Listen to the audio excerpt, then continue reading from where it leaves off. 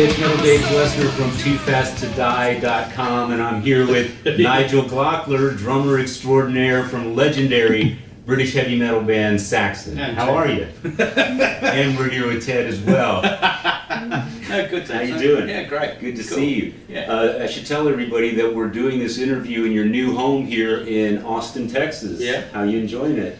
I've hardly seen any of it. Been on tour most of the time. It's a lovely place, lovely place. Thank you. So now that we're neighbors, I can just pop over for a sandwich Anytime you like. Good. Beer, good. whatever. Excellent. Cool. All right, I'm glad we got that covered. The real news, we'll talk about Texas in a little bit. The real news is you're getting ready to kick off a tour in just a few days, right? Yeah. So tell me who you're going out with, how long's the tour, where are you covering, and what can we expect to see and hear from Saxon? We're going out with UFO, and it's about three and a half weeks long, and we're going all over the place. And if it works out well, we might do a second leg in September. Really? Yeah. So covering North America on the first leg. Yeah. The fact that you're touring at all is pretty amazing because it was only a couple years ago you had a real health scare, and we weren't sure if you were not only going to play again, we didn't even know if you'd survive. So That's right. Yeah. tell me what happened, and tell me a little bit about the recovery process and how you're doing these days. Well, we were on tour. We actually had a day. We had a day off, and I was sitting in the hotel room on a laptop reading all the newspapers because I like to keep up to date with what's going on. Mm-hmm. And just suddenly my neck just froze and my head exploded like the worst migraine you can imagine. And my vision sort of went as if I was underwater. Right. To cut a long story short, I got rushed into hospital there, and I had 2 brain ops. Basically, I had a burst aneurysm in my brain, and they tried to go in through the groin, and they couldn't get in. The angle was too much, so in the end they had to do a craniotomy. Oh wow. So I was in hospital for a month. Wow. And how was the road to recovery? Because your style of drumming, first of all, is very demanding. So I would imagine just recovering just to function without playing drums was going to be a challenge. If you don't play or you're not doing anything, you're sort of muscle wastage. Because I mean, literally, I was in bed for a month, and you know, I had a case there with clothes in the room, and I'd try and get stuff out of there, and I literally had to pull myself up on the wall to stand up. You know. But no, I mean, it came back gradually, and I mean, the guys had rescheduled the 5 shows that they had to postpone. They were rescheduled for February, so I went up to the London show anyway, and Sven, who was my tech, Sven Dirkschneider, who, you know, his dad's Udo, he was teching for me, so he was doing the gigs using my kit, and I thought, I just wanted to get up and in sound check and play something, see how I felt. Right. And I ended up playing at the gig, doing that one song. It's 747, I think it was. But I mean, there was no way, fitness-wise, I could have done a whole show. Wow. I mean, just doing that one song, that was it. And it was like, Yeah. So, you know, I mean, but things came back. But I was incredibly lucky. I mean, on the last tour we did in the UK, I actually invited Mr. Patrick Mitchell, who was the surgeon that operated on me.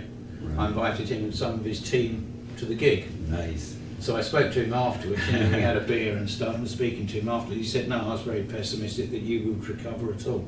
Really? So he said, you're a freak. Wow. You know, Wow. he said, you really are, because I was back on tour in April.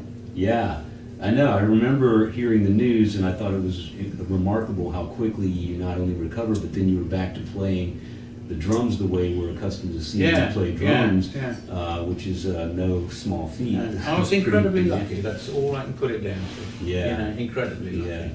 Well, we're glad you're still with us, and So we're glad you're still playing drums. You're out promoting your latest album, Battering Ram. It's now probably almost a couple years old. I would imagine recording that album, given your health at the time and the fact that you guys are kind of scattered around, was Was it more challenging than previous efforts? Yeah, because of definitely, because that was the first thing I had to do. You know, after a recovery, went into the studio to do the drum track. So I thought, this is going to be interesting, but Right. as it turns out, it was okay. Yeah. You know, but that was the tester, so to Yeah, speak. yeah. It's another great solid album. A lot of good stuff on there. Battering Ram, Destroyer is my favorite. Yeah. Queen of Hearts, and Kingdom of the Cross. I Yeah. believe was that was your baby at one. Yeah. It started Yeah. off with you, right? Yeah, it Tell did, us yeah. about how that came about. It was just, I like to sort of experiment with sounds on keyboards and stuff, you know, and I was just playing around with this sound, and it just sort of fell into place, Right. you know, the basic thing, and then the chorus was something that Doug and I had been working on separately, so we sort of married the two together.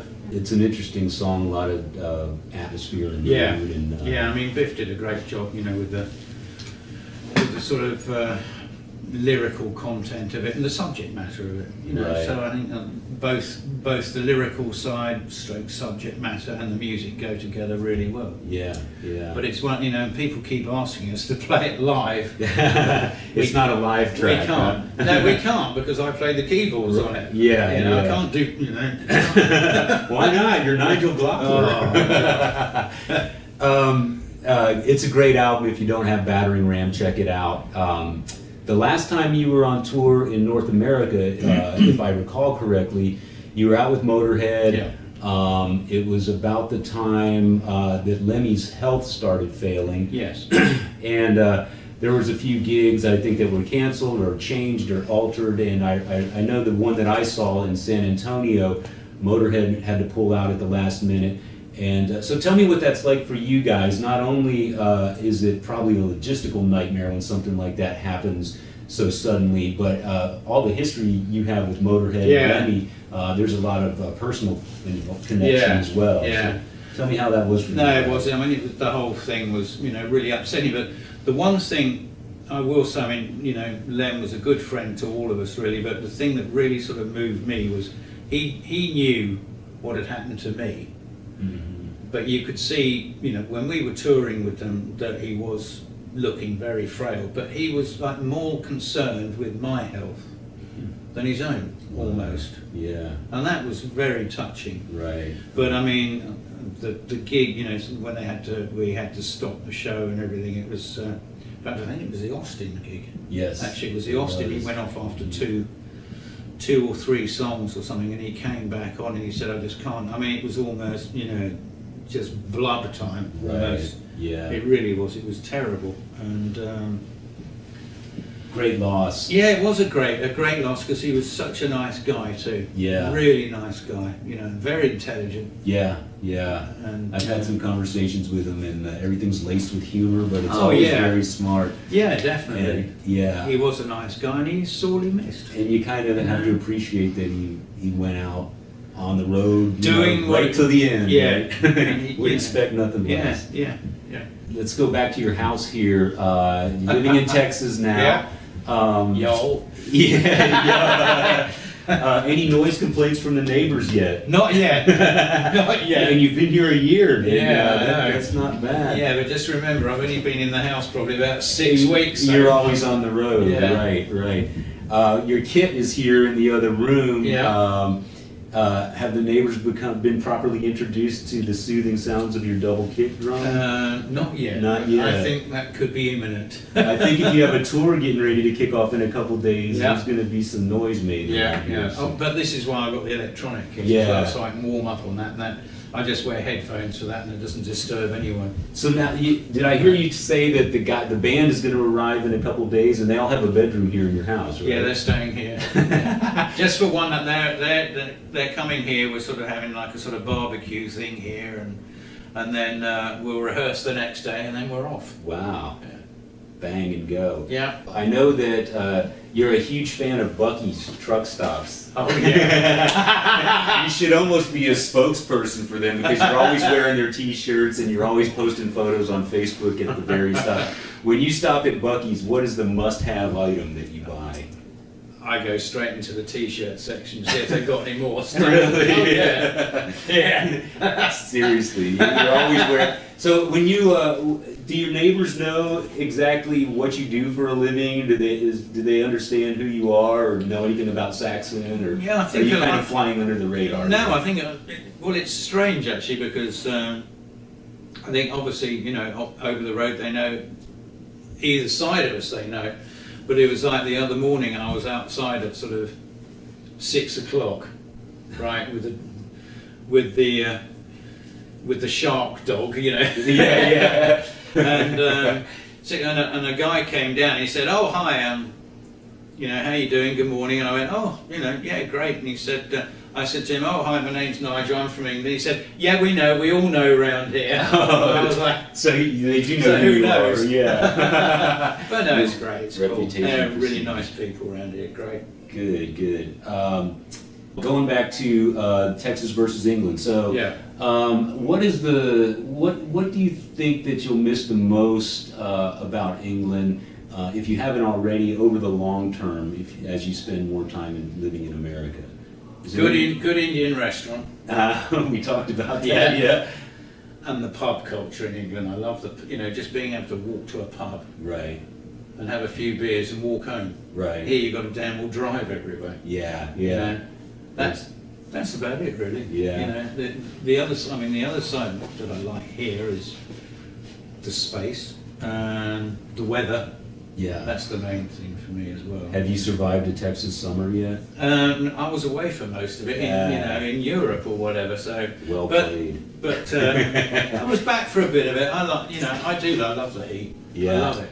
You know. Well, you're in the right place for it because I think we go for weeks and weeks and weeks where the temperature doesn't dip below 98 degrees. Ooh. And, yeah, but you have a swimming pool in your backyard. Yeah, that's true. That's nice. Just That'll help. That'll Jump help. in there. That'll help. Well, listen, now that you're here in Texas, I bought you a couple gifts because I wanted to make it official.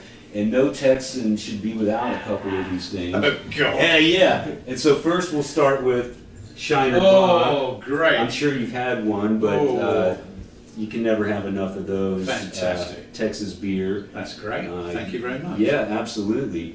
And something else that you shouldn't be without since you are now living in Texas is Stove's barbecue sauce. Oh, excellent. Yeah, Oh, great. that's good stuff. And as you know, the longer you live here, the more barbecue places you'll find and you'll Yeah. explore and you'll find your favorites and all that. But as far as off-the-shelf barbecue sauce, that's not a bad place to start. Excellent. So you've Fantastic. got that. So Thank that, you very and much. then That's great. I have one last parting gift, and it's not a Texas-themed gift; it's a Nigel-themed gift. Oh, gee. So I was wondering if you're going to bring back the headband. Oh, no. Because Excellent. I thought that one, it was nice and loud and obnoxious, That's- kind of like, you're playing your stuff. That's great. Brilliant. There you go. That's Fantastic. Thank you You, very you, much. you pioneered the headband, didn't you? I don't know about that. I'll tell you a funny story about that. I mean, I always used to wear them, and I was on, in England we had this program called Top of the Pops, Yes. which is like, Familiar, Yeah. yes. Uh-huh. so it was, and the bands that were in the charts used to appear on Top of the Pops, Right. and you couldn't appear on it every week. It was like you missed 1 week, that providing your record was going up. Right. Once it started going down, you weren't on it. Right. And we went on it. Actually, Duran were on it 1 week, and then we were on it the next week with our single, and Duran were on it the following week, and they were all wearing bloody headbands. Hang on, what's going on there? Because Did they steal it from you? I don't know. I don't know what it was. Maybe it was just a fashion thing that hit at the same time. Who No, knows? go with the whole you inspired during. That's a better story. That's a better story. Well, thank you for your time. Welcome to Texas. We're Thank happy you to very have much. you here. Yeah, We're glad you're love it. healthy and happy, Thank and you. look forward to the tour. Yeah. Go out and buy your tickets for Saxon. They're out with UFO, and they never disappoint live. You can see them around North America in the coming weeks. So there you have it. Thank Yeah, you. great. See you on Appreciate the it. road. Thanks. All right. I think so. Radio.